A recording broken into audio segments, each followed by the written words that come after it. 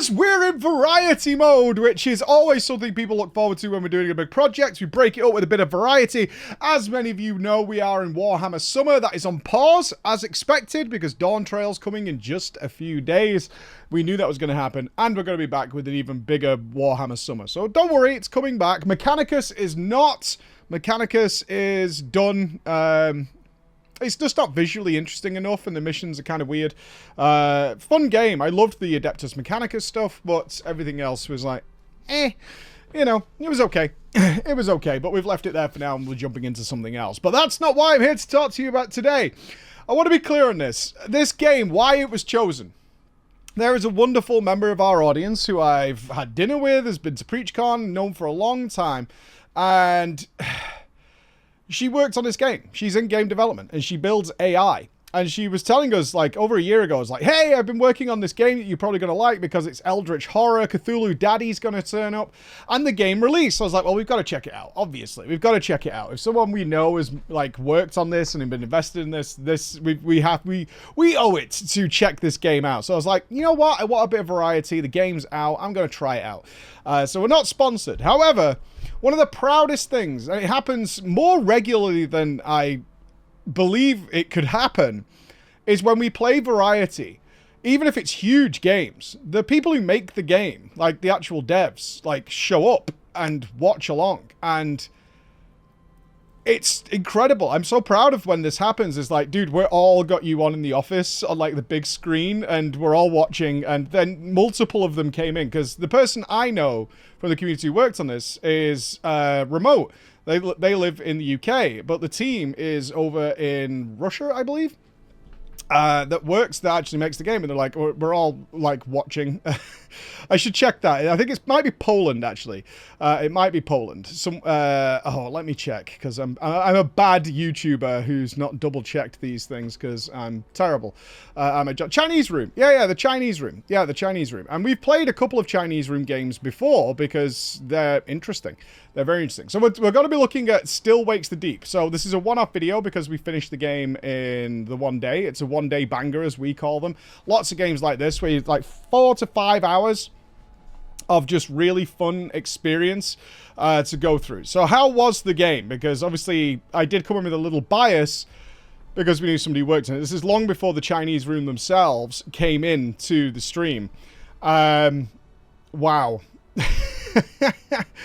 Wow. If you want some of the best written dialogue that is about as accurate as it could possibly be, this is the game for you. This is absolutely the game for you. This is easily some of the best written, genuine Scottish working on an oil rig dialogue I can possibly imagine. I've spent a lot of time in Scotland, especially in my previous job where I was traveling the UK a lot, and I was doing the corporate thing, is that I had a lot of my accounts were in Scotland, as far as Aberdeen. This probably doesn't make sense to a lot of you outside of the UK, but if you look at a map of the UK, you'll see England stops just above where I live here, and then Scotland goes. And it's a very varied nation in terms of what you'll find as you just cross the border is like Glasgow and Edinburgh, which most of people have heard of. But more north you go, which is like up towards Aberdeen, it changes dramatically. And one of the things I had to learn to do as a manager was adapt to the many different accents that exist within Scotland. Some parts of like Glasgow, even though Glasgow is just across the border, if you go to the suburbs of Glasgow, it's almost unrecognizable as a modification of the English language. Aberdeen is even worse, and Inverness is very similar. It's like, this is just almost illegible. Like, I can't understand, but I got used to it. This isn't that bad. Everybody is Scottish for the most part, and they speak with Scottish colloquialisms, but perfectly, and it's very understandable. It's more of an Edinburgh type, light Aberdeen is what I would say, in that you can fully understand it if you've got some, if you're reasonable at English, you'll understand it. And one thing I can say is that we obviously have a lot of viewers who are not English. We have viewers from all over the world. And I did check, it's like, do you guys get what's going on here? They're like, oh yeah, we totally understand what's going on. And one really nice touch that they've done is the subtitles are actually like standard English. So even if you're not sure about some of the phrases that they're using, is like you get you can see in the subtitles exactly what they're trying to get across, and it's perfect. It's perfect. It's so good. I literally, after probably the first 40 minutes, was like, I could just play a game that's just oil rig simulator where I just spend a day with these guys going about my daily job and just sitting in on conversations and joining in and having fun and just dealing with them, because it was so authentic and so funny. Really funny. I really do think, and I saw this a little bit with my live audience, is it gave a lot of context to the way I speak. Because although the accents are different, we call it banter, right? And a lot of people, I struggled with this a lot in my early YouTube days, especially when we were doing like web shows and things like that, and I was talking to either other streamers or whatever, didn't understand that it's sometimes, if you've not been grown up in this environment, from an outsider, it seems kind of aggressive to call your friends certain words that would get me demonetized on YouTube. But it's all love, and everyone points to Australia as like that. It's like the UK is not very different. It's really not very different, especially if you grew up in our public school system, is that's how we talk to each other, and that is so evident throughout the game, even when things are diabolically bad, and you're like, I'm not going to do it. There were so many occasions where my response as a streamer to what was going on then matched the exact dialogue that the protagonist was saying, because it's like, you need to go and do this task and this task, and it's like, go screw you, and then my guy would be like, why don't you do it? And I was like, yes, that's exactly what we'd be thinking. Like, why they're coming up with excuses and all sorts of things like that, and then he's like, what are you gonna do? You're gonna just sit here and die? And it's like, that's exactly what we would be saying in this scenario, is like, oh, okay, well, we'll just sit here and die then, I suppose, because you can't be bothered to go and do it. Okay, all that stuff was great. Maybe we should swap. You can't work the controls, Cass. Fuck you, I can work them. Of course, I'd go myself. Christ. All right. What am I doing? That's its selling point for me, for sure, is it's worth playing this game. It's on Game Pass as well, by the way, but obviously Game Pass, kind of a thing we want to do a little research on right now, is some devs are pointing out that Game Pass is just not supportive. Like, they just don't earn anywhere near as much, and it's like, maybe killing developers to be on Game Pass.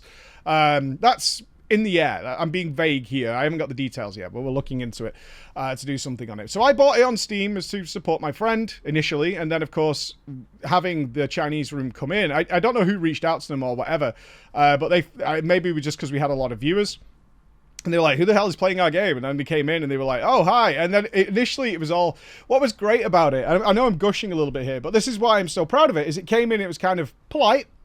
Like, hey, we're glad to see you playing our game. If you really like it, leave a good Steam review, usual stuff. And then about half an hour after they got into what we were doing, and they started mixing with my live audience, they just were like all in, and like you could see more of the team individually logging in, because they had us apparently on the big TV in the office, but then more of them started to like log in and like start joining in the conversation, especially because there was a certain character, which I wouldn't read the YouTube comments here because they will definitely be mentioning that person's name, that we were very, very protective over. Very, very protective over. And I know when I saw the Chinese room in the chat, I was like, look, if you do something to this character, I will be twit-longering you. I'll be doing all sorts of stuff. And then they got into like the rhythm of it and all that kind of stuff. It was really, really wonderful. What is the game though? How do we rate the gameplay? First of all, this game is worth playing regardless, just to experience like the dialogue that's going on through the game. Like I say, it's a 4 to 5 hour experience, longer if you want to do all achievements. But that's what it is. These games like this, Man of Medan is another similar version of this game. Isn't based on like quests. It's linear. It's a linear story and journey they want you to go on, right? That's what they want you to do, is go on this journey along for the story and experience. This is more a case of experience the decision-making process that would happen in this scenario, and it's about as close to accurate as it could possibly get. Particularly the ending is like absolutely bang on with what would realistically be happening in this scenario when there is people considering different points of view. That's how I would put it. Like, that's the story they want to tell, is there is a variety of perceptions and understandings about what is going on. As I said, it's eldritch horror, but not jump scary. by any means. There's definitely some grotesque creatures in there, but not done in your typical horror fashion, where you open the door and a monster jumps out. As you can see, my heart rate, we had the heart rate monitor on because it was a horror and I didn't know what I was getting into, is very steady. This is not a game that is designed to scare you. Although I will say I have a very high tolerance for horror. People actually tend to get a little upset that my heart rate is not skyrocketing during certain phases because, they may be a bit intimidated. But yeah, generally speaking, I love horror. I'm enjoying myself. I'm having a great time. Yeah, there's some grotesque creatures in there, but nothing that's designed to like terrify you or anything like that. I wouldn't worry about it if you're like a little afraid of the horror. The game is about the journey of this person who's got a very sordid history, a very bad past that is catching up with them at the same time as this is happening, and reevaluating the priorities of their life is essentially what this game is. Gameplay-wise, totally fine. One thing I really liked about this is they know that what they've crafted is a linear narrative. That's what it is.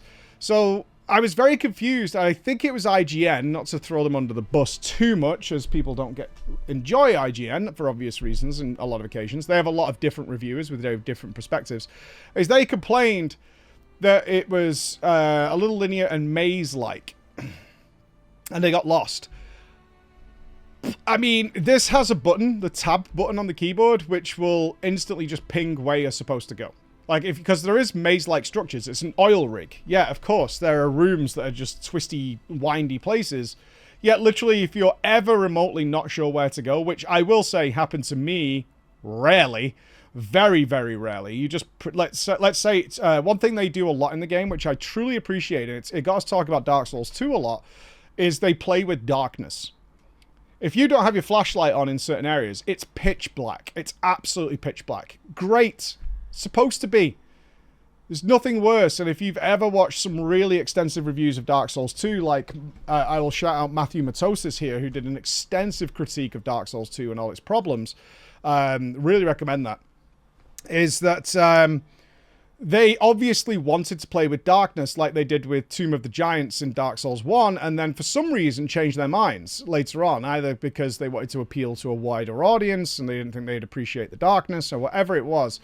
And the lighting system in that game just makes no sense, because these rooms are clearly supposed to be pitch black. Yet, even without a light source up, you can see everything. It's totally fine, and they just kind of cowardly pulled back. This game does not. It totally plays with darkness and underwater in certain occasions. Very rarely. I will say it's very brief, the underwater sections, but they are there and pitch black. But you can have a flashlight. And if your flashlight's working, you can see, as you would with a flashlight. It's just that if it goes out, which is I don't recall the game intentionally turning the flashlight off. I don't think that ever happened. It was your choice. Then it is one of those things that gives a good atmosphere. The atmosphere in the game is incredible. From the light-hearted banter at the beginning of the game to the serious issues, it's all atmosphere, and that's what they want you to experience. And they don't want you to get lost, is what I'm coming back to here. It's like they want you to experience the atmosphere and not end up in that mindset of like, I'm frustrated now because I don't know where to go. You just press tab and it just goes, bing, you're supposed to go that way. Okay. And then you just carry on. No idea how people got lost in this game. Overall, I can't spoil anything about it because it's a linear narrative, but what I would say is like, this is just fantastic. It's so worth your time, and if you're looking, this game is absolutely perfect, especially for MMO gamers and massive ARPG gamers, games that are just never-ending, right?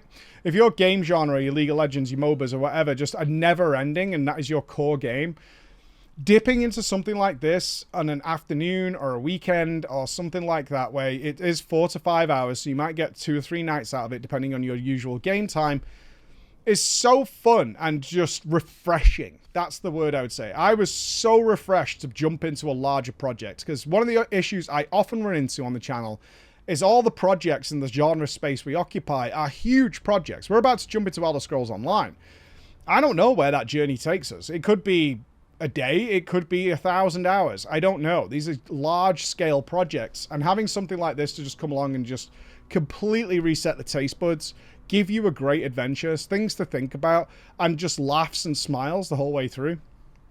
Thumbs up. I would give this a solid A on our tier list. Obviously, it's not very long. And you're on by for the story, which is probably what just pushes it out the S category, because it's almost there, and the banter is absolutely there, and is easily the highlight of it. If for the gameplay, it's, you know, it's right up there with the best in the genre.